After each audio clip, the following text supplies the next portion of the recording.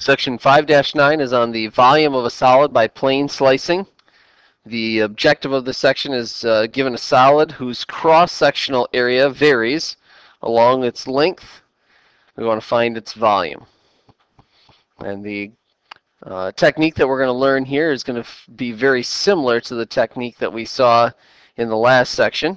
The only difference is in the last section we were finding area, but it still applies in the method that we're going to use to find the volume.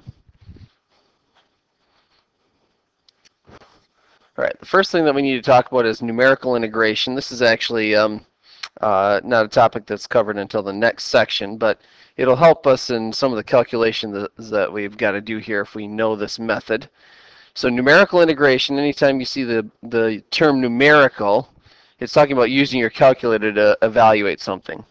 So we've seen how you can use your calculator to find a numerical derivative. That's the nderiv command. There's a similar command on your calculator that allows you to calculate a numerical integral for an approximation of a definite integral. And so here is that command.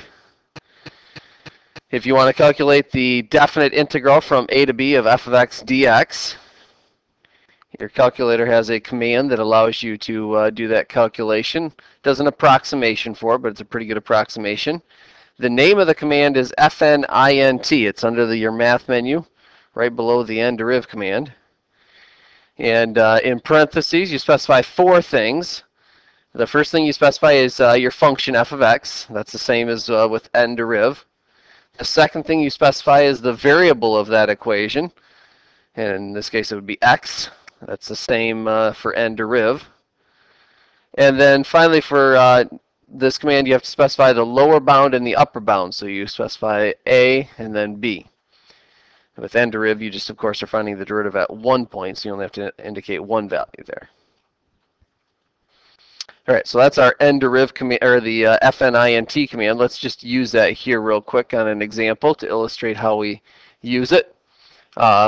You basically, just like nderiv, are not going to write down fnint. You're still going to use the formal notation here with the integral sign and the differential dx and so forth. Do not write down fnint.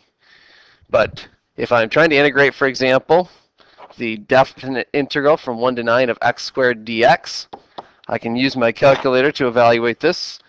And it's pretty much understood that if you just simply have a definite integral and you say it's equal to something, then you've used fnint to do that. So let's go under our math menu. And all the way at the bottom there, it's actually number 9, zero solver, is fnint. And so our function in this case, let me just move this box over so I can see that again. Our function was x squared.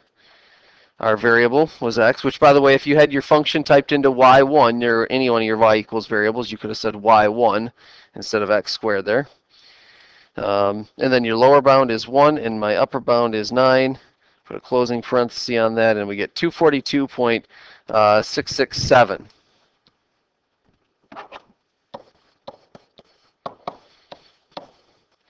And so that right there is the definite integral from 1 to 9 of x squared dx. All right. So that's using that command there to quickly evaluate a definite integral. And we're going to use that here in this section because of the fact that we've got to set up some pretty complex integrals. And rather than having trouble with fundamental theorem of calculus and evaluating that correctly, we're going to let this help us do that. Okay. This, in essence, kind of takes place of the fundamental theorem of calculus. Gives me an approximation. A very good approximation.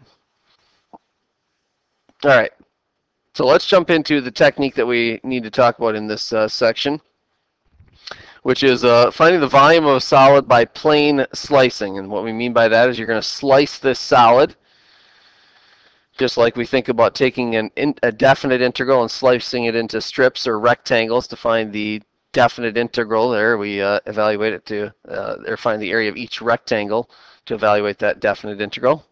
Same thing is true here, except we've got a solid, so it's a three-dimensional shape, and so I'm going to slice that into these plane slices. All right, so let's illustrate this with an example here, and we'll kind of go through the steps of what we've got to do each through this process here. But a typical kind of problem that you're going to see is you'll have some function that's bounded on some interval. So I'm just going to take some function like this, we'll say, is our function f of x. And most of the time they're going to say that you're going to take that solid there and you're going to rotate it around some axis. So you might rotate this around the x-axis, for example. And of course, if I do that, then I'm going to end up with some sort of a shape that looks like this. I'm going to try to sketch this in 3 dimensions. It doesn't really matter if you can't do that. That's fine if you can't. It's kind of helpful sometimes if you can, but if you can't, that's no big deal. It looks something like this. It's been rotated around that x-axis, that original region there. This guy right here was rotated around that axis. And when it rotates around there, we end up with this 3-dimensional shape. And the technique that we're going to talk about is how to find the volume of this solid here that we end up with, or for that matter, any solid whose cross sections are uniform, or the same shape. Might not be the same size, but same shape. All right, so let's go through the process here. The first step is to slice the solid into flat slices, or strips as we called them in the last section. Flat slices with uniform cross sections. That's the key to this whole part, that I have to have uniform cross sections. In other words, they all have to be circles, or they all have to be squares, or they all got to be triangles, or whatever. They all have to have the same uniform shape.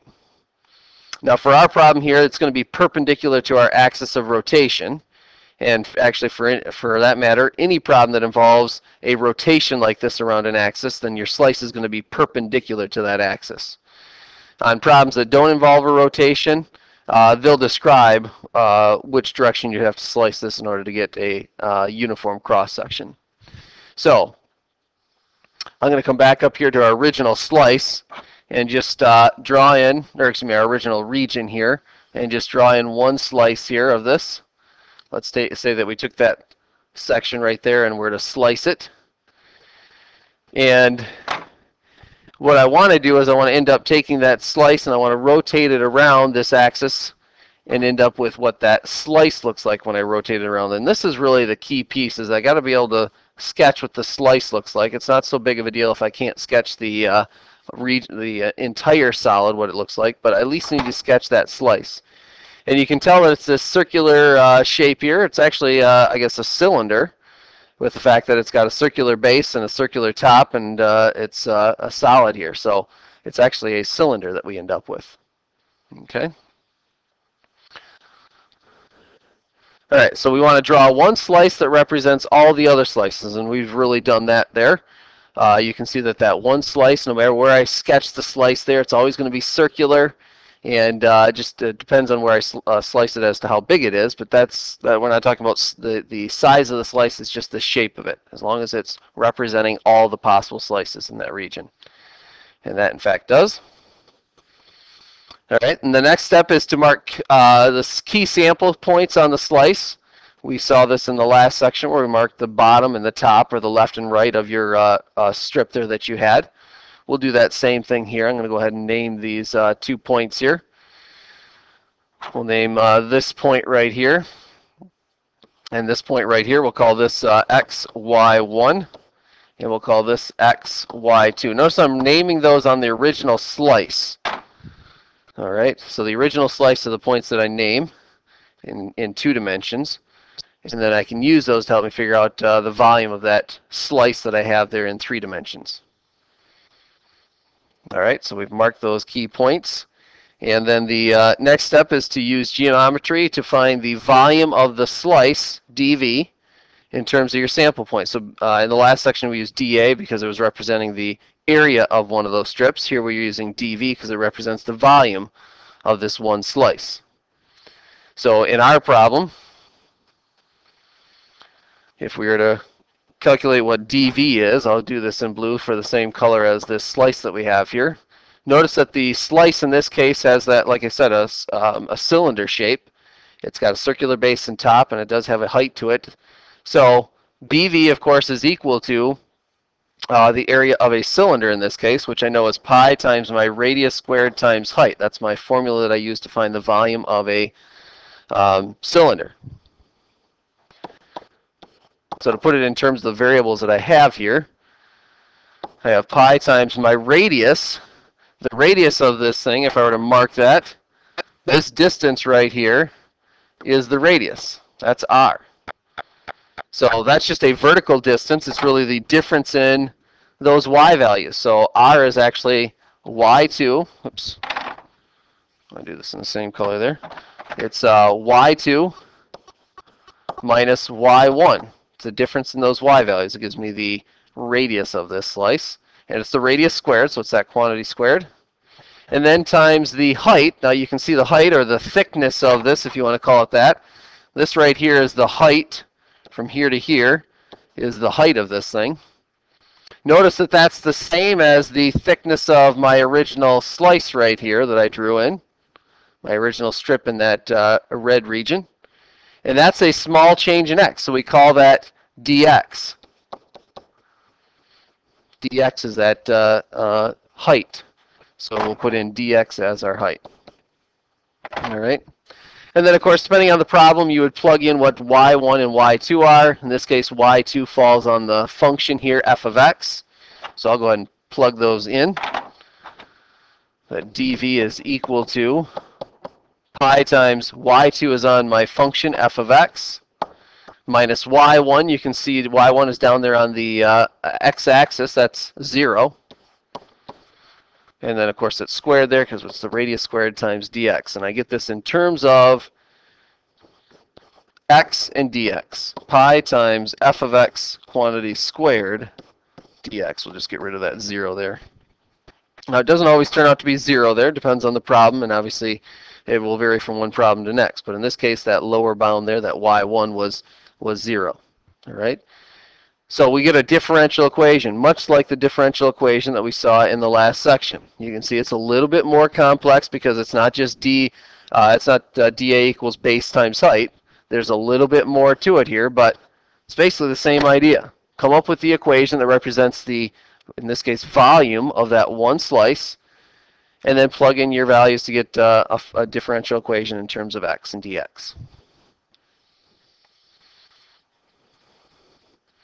All right, use algebra to find dv in terms of one variable. We've kind of done that with our example there.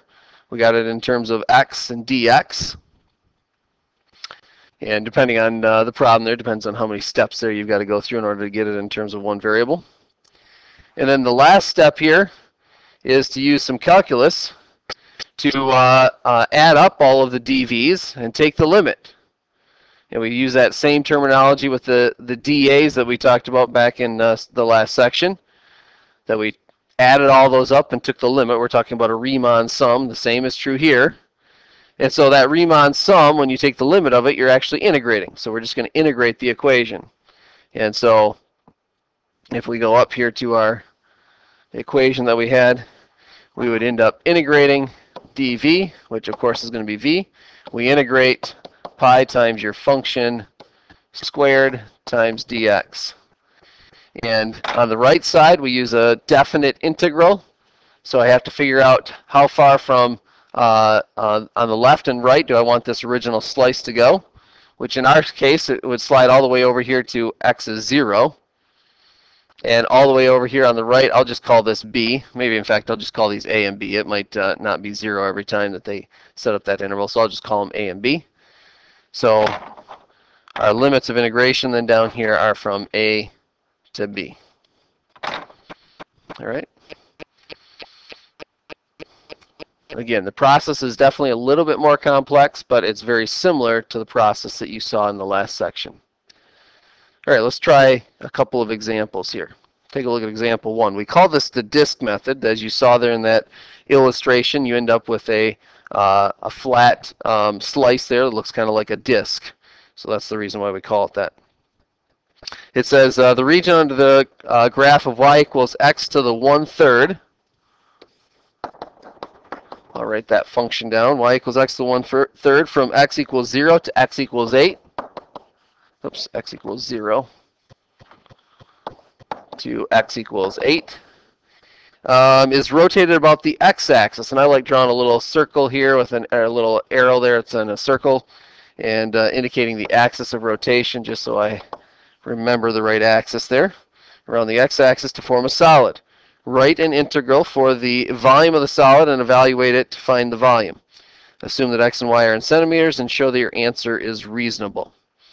All right, so the first thing I want to do is start out with a sketch of this thing. You could use your calculator to sketch what this looks like, but I know it's a standard power function here with a exponent less than 1. It looks like your square root function. I know kind of what the shape of this is going to look like, so I'm just going to sketch it here. So you've got some sort of a curve that looks something like this, we'll say, and this is our function y equals x to the 1/3. And we're going to rotate this around the x-axis, they said, so around our x-axis. And when you do that, you're going to end up with some sort of a shape here. So I'm going to go from 0 to 8. I'll mark those as well. There's 0. We'll say that this is 8 right here.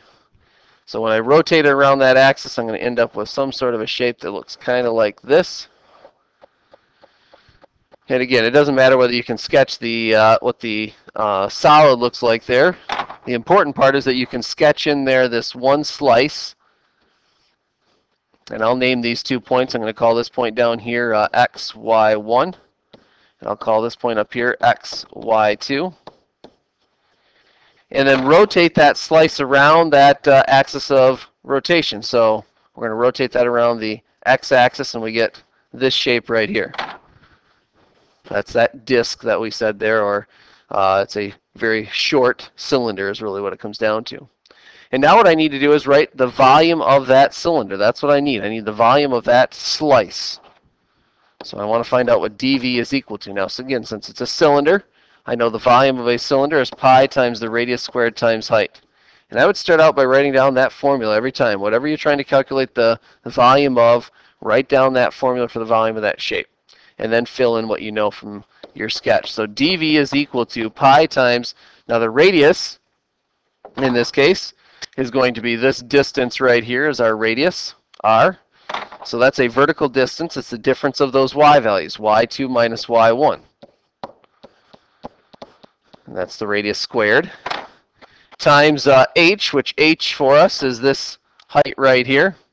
We'll draw it right here. That's h. It's an h. But that turns out to be the same as the thickness of the original slice. So the thickness of your original slice here from here to here is dx. So dx is actually the height of this thing. So we'll put dx as our height.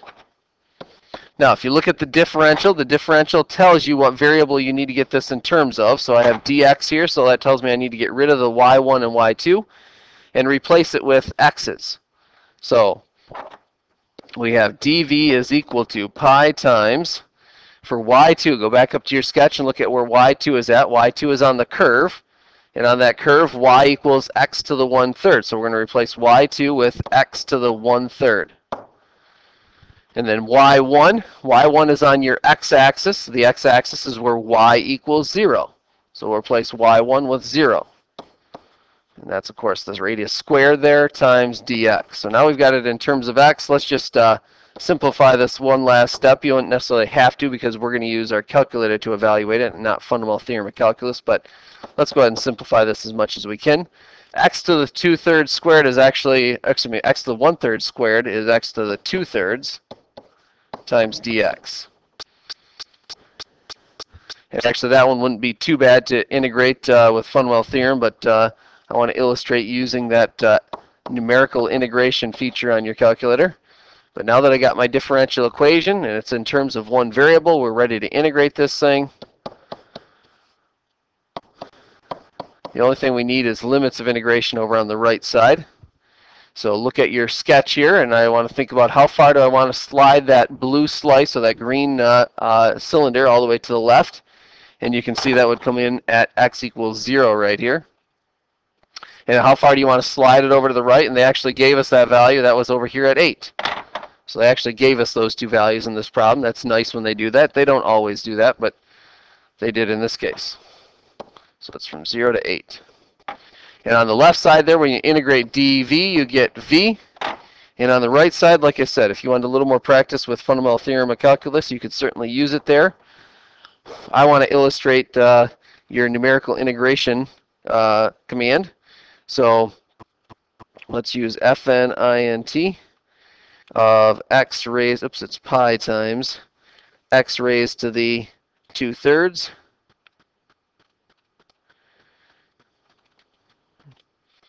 Make sure you got parentheses in there, of course. My variable is x, and I'm going to integrate from 0 to 8, they said. And it'll take a few seconds here to crunch that. And we get 60.319.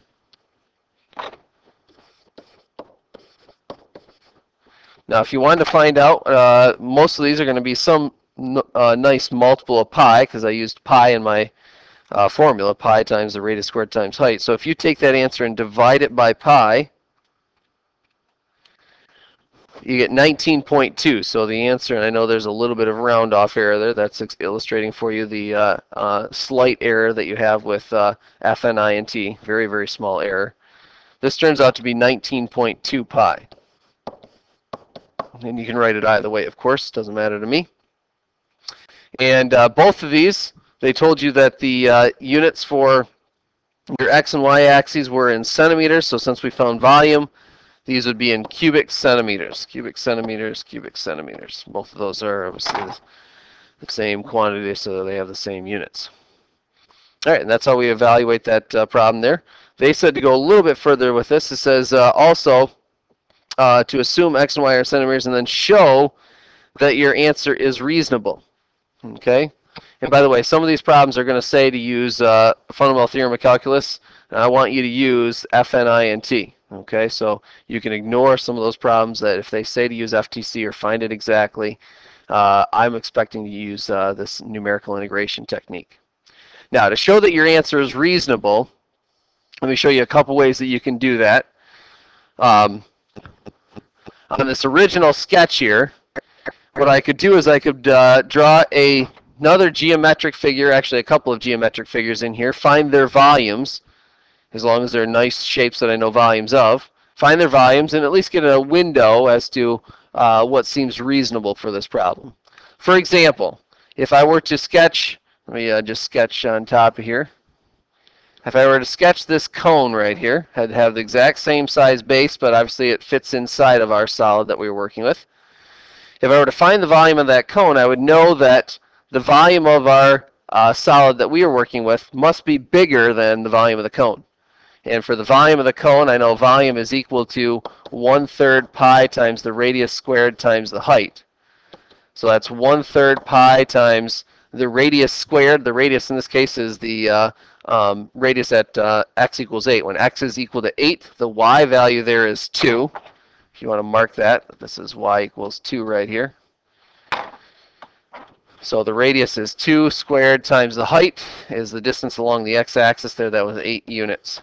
All right, so you get 2 squared is 4 times 8 is 32 divided by 3 times pi.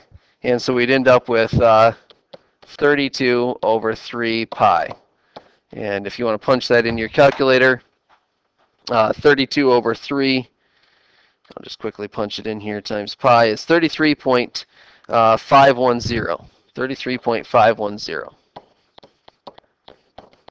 So I would know that my answer has to be more than that. And we were. Okay, we were at 60 something. So we were definitely bigger than that. Now the other thing I could do to get kind of an upper bound is I could take and say, well, there's this cylinder right here. I rotate that around. I know I'm getting a lot on the sketch here for you. Has the same base over here on the right side. There's that cylinder with a height of 8 and a radius of 2 that is definitely more than the solid we were working with, whose volume is more. So if I found the volume of this green cylinder that I sketched, that's pi r squared times the height. So that's pi times my radius again is equal to 2. And my height was 8. So it turns out we end up with, again, 4 times 8 is 32. We get 32 pi in this case. Notice it's 3 times the volume of the cone there. And 32 pi, if you punch that into your calculator, 32 times about 3, that's going to be 97, well, a little bit more than 96. What do we get? 100.531. 100.531. Again, so what this does is it gives me a range. I know that my answer has to be between 33.5 and 100.5, basically is what that tells me. And since we got an answer that was 60, that's at least in the ballpark. I still don't know if that's the right answer, but it at least is reasonable. And again, they'll ask you to check that your answer is reasonable. I'll let you do that for some of the problems. You don't need to do it for every single problem, but I definitely am expecting you're checking your answer as you go in the back so you know you got the right answer there. All right, let's take a look at one more example. Example 2 says to rotate the region about the y-axis this time. It says the region in quadrant 1 is bounded by the parabola 4 minus x squared. Y equals 4 minus x squared. And it's rotated about, and it's also in quadrant 1. I should indicate that we're in quadrant 1, so it's only the region in quadrant 1. Rotated about the y-axis. And it's formed a solid, or to form a solid paraboloid, find the volume of the paraboloid if x and y are in inches, and show your answer is reasonable again. Okay, so we'll add units onto this thing, but let's first take care of a sketch of this thing. And we're rotating around the y-axis, so let me give myself enough room to sketch this thing. So it's only in quadrant 1. 4 minus x squared is a graph that looks like this. It crosses the x-axis at 2, the y-axis at 4. And we're rotating around the y-axis here. So we're going to rotate around this axis. All right, so if you want to sketch what that solid looks like, it's going to look something about like this. There's what our paraboloid looks like. Again, it's not so much a big deal if you can't sketch what the solid looks like. And these are starting out pretty simple as far as the sketch. They'll get more complex as you go. But what is important is that you sketch your slice and then rotate it around. Now again, remember that your slice is perpendicular to your axis of rotation. So our axis of rotation is the y-axis, so that means our slice this time is going to be horizontal. So we're going to end up with a slice that looks like this. We didn't talk about that, or didn't worry about that as much in the last example, but you do want to be perpendicular to your axis of rotation. All right. And I'll go ahead and name these points here. So this is going to be, we'll say x1, y, and this will be x2y. And like I said, we're going to rotate around the y-axis, so the shape that you end up with looks like this. So when we rotate it around, you get that same disc or cylinder shape. And we want to find the volume of that cylinder. So again, start out with our formula for the volume of that disc we've got there. Volume is pi times the radius squared times the height. So dV is equal to, replace r with what it is. R is, again, this distance right here. When I measure this distance right here, that's r. So in that case, it's a difference in my x values. So it's going to be x2 minus x1. That's the radius squared, so it's x2 minus x1 squared. And then the height of my cylinder is this height right here. I'll just mark it right here. That right there is the height. But again, notice that corresponds to the same height of the original slice that I drew here. And that's actually dx, or excuse me, dy. It's a change in y values, not a change in x values. So that's a dy. So my height this time is dy. All right, and again, look at your differential in this problem. It's a dy, so that'll tell you what variable you want in your problem. I want y's in there, so that means I got to get rid of x2 and x1. And so if I come back up here and look at what x2 and x1 are, x2 actually falls over here on my curve, so I need to know what x is equal to. So let's take that equation that they gave us and solve it for x. If y equals 4 minus x squared, I'll solve that over here on the side. If y is equal to 4 minus x squared, then solving for x, I'll have x squared is equal to 4 minus y, and so x is equal to, technically you get plus or minus the square root of 4 minus y. And the negative part of that is over in the second quadrant, because x is negative over there. We only want the positive part of that, so the x2 will get replaced with that. So it's pi times the square root of 4 minus y. And then take a look at x1 now. x1 is on the y-axis. That's where x is equal to 0. So x1 is 0. And of course, it's that quantity squared. It's the radius squared times our differential of y. And again, let's just simplify this a little bit. Actually, it turns out pretty nice there because you're taking that square root and squaring it. So it's actually just 4 minus y dy. All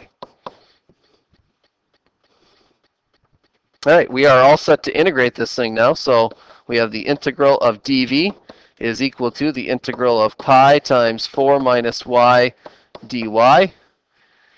And we just need limits of integration here. So go back up to your sketch, and you got to think about how far up and how far down do I want this slice to go. So let's deal with the lower bound first of all. I want it to come all the way down to the x-axis. So that's where x is, the x-axis is where y equals 0. And I want that slice to go all the way up here to the very top of this parabola, which is at y equals 4.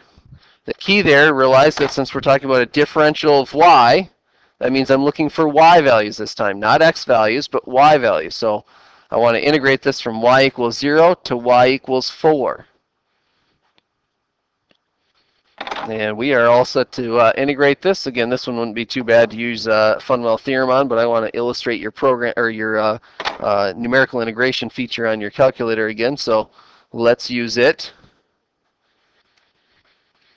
And so FNINT of pi times 4 minus, now you could put this in terms of x. I'll go ahead and put it in terms of y since that's where you wrote it as, but there's nothing wrong with it saying pi times 4 minus x. Doesn't matter what variable you use, as long as you indicate that same variable right here. That's what the second term there is for, the second argument. And then you specify the lower bound, which we said was 0, to our upper bound of y equals 4. And we get 25.133. And again, if you want to see what this is as a multiple of pi, you could take and divide that by pi. And it turns out that's equal to 8 pi. Again, for a lot of these problems, especially when they're these cylinder problems and you're using the volume of a cylinder that involves pi times the radius squared times height, your answer is going to be usually a nice multiple of pi. It doesn't always end up that way, but usually you're probably going to find that. And they also said here that x and y are in inches, so since we found volume, this would be inches cubed. So pay attention to that. If they give you a unit there in that problem, use it in your answer. All right, and they said check your answers reasonable. You could do something similar to what we did in the last example. You know, sketch a cone, sketch a cylinder there, and at least gives you a window, a range there that you know is reasonable. All right, and that's as far as we're going to go in this section for right now.